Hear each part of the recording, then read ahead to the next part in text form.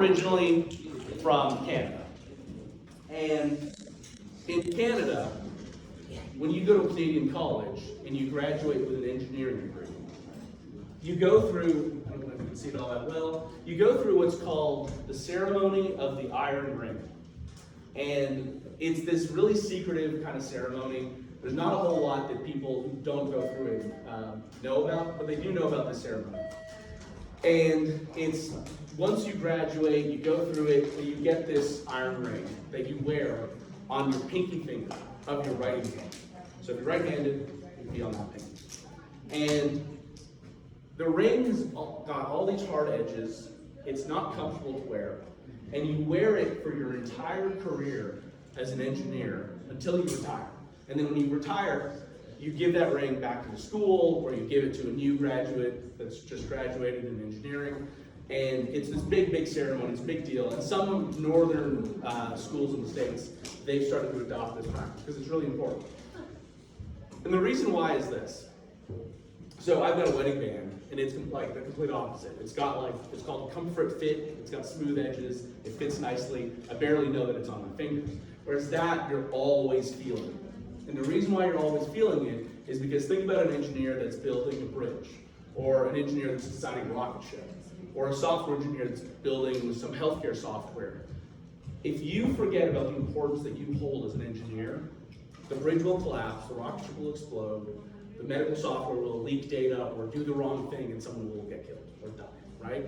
So there's a lot of responsibility that an engineer holds, and that's what the iron ring ceremony is all about. It's putting on a ring to remind you of the importance of and the responsibility that you hold with being an engineer.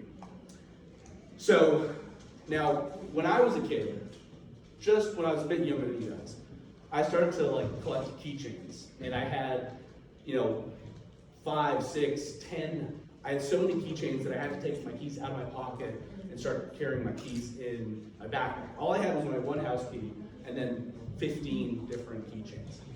And one day my friend, by this time I was in high school, and my friend came, he'd gone away for the weekend, he came back and he had this one keychain on it, and it said Microsoft. And on the other side it said license to speed. And I thought it was the coolest keychain in the world. So I was like, listen, I will trade you any one of my keychains. You know how many I have. Pick one and we'll trade. And he was like, no, I really like this one. So I was like, okay, well, I'll trade you 2. And he wouldn't trade. I was like, I'll trade you 5. And this was like, at this point, these keychains were getting more and more expensive. I traded all of my keychains, kid you not, all of my keychains for that one Microsoft keychain. And I had some cool keychains. Like I had one that let you play bingo, I had one that was like a little video game. I had really cool keychains on that set, but I wanted that Microsoft one. And I kept that Microsoft keychain on my keys through the rest of high school, into college, and then eventually the metal wore down on the thing that it fell off my keys and I lost it. But then I graduated from college and I went and I was working at Microsoft. And I was like, this is so cool that I had that keychain and now I'm at the place that I really, I wanted to work at, right? This was kind of like my dream job. So thinking about this, I've done talks in front of classrooms for a while, and there's always been this, like a lot of companies, what they'll do is they'll give you like little foam stress balls or t-shirts or things that, you might find interesting for like 5 minutes and then you toss it out in the trash. And I'm not interested in making more trash. So I thought, well, how can I represent this iron ring and the keychain to something that is meaningful, but is also meaningless? So one day I came up with this idea of putting a little hexagonal nut that you can buy at a hardware store on a little ball chain thing. And ever since I've done this, I've given out like more than 300 of these.